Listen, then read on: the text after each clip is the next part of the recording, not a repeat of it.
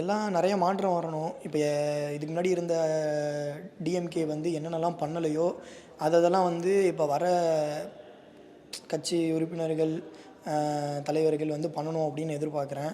மற்றபடி நிறைய மாற்றம் இருக்கணும்னு நம்புகிறேன். அதாவது இப்போ என்ன டெக்னாலஜி வந்து இப்போது எவ்வளோ மேலே போயிட்டுருக்கு, அதுக்கு தகுந்த மாதிரி நம்ம தமிழ்நாடும் மேலே வரணும். அதுக்காக என்னென்ன மாற்றங்கள் பண்ணுறாங்களோ அது நம்ம தமிழ்நாட்டுக்கு நல்லது, தமிழ்நாடு மக்களுக்கு நல்லது. இப்போ நாம் தமிழர் சீமான் நிறையா சொல்கிறாரு, நீங்கள் வந்து அது பண்ணுறேன் இதை பண்ணுறேங்கிறாரு.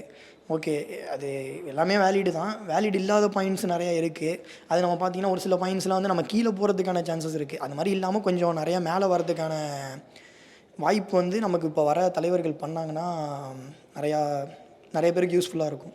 என்னென்னா, அது தனிப்பட்ட கருத்து. நான் நிறைய இடத்துக்கு ட்ராவல் பண்ணும்போதோ இல்லைனா டெய்லி போகும்போது பார்க்குறதோ, மக்கள் ஃபேஸ் பண்ணுற பிரச்சனை தான். இப்போ ரோடாக இருக்கட்டும், எங்கே இருந்தாலும் பார்க்குறீங்கன்னா ரோடு போடுறாங்கன்னா அடுத்து ஒரு 6 மந்த்தில் அதை பள்ள நோண்டி வச்சிடுறாங்க. போட்டதுக்கான அறிகுறியும் இல்லை. ஸோ எல்லா இடத்துலையும் ரொம்ப சாமானிய மக்கள் தான் கஷ்டப்படுறாங்க. நம்ம என்ன தான் எம்பி எம்எல்ஏலாம் பார்த்தீங்கன்னா அவங்க எங்கேயும் கஷ்டப்படுற மாதிரி தெரியல. பிஸ்னஸ் மேன்ஸும் பெரிய பெரிய ஆட்கள்லாம் அவங்களாம் எங்கேயும் கஷ்டப்பட மாட்டாங்க, அவங்களோட லைஃப் பார்த்துருவாங்க. ஆனால் ரொம்ப கஷ்டப்படுற மக்கள் வில்லேஜ் சைட்லேயும் சரி, சிட்டி சைட்லேயும் நிறைய இருக்கிறாங்க.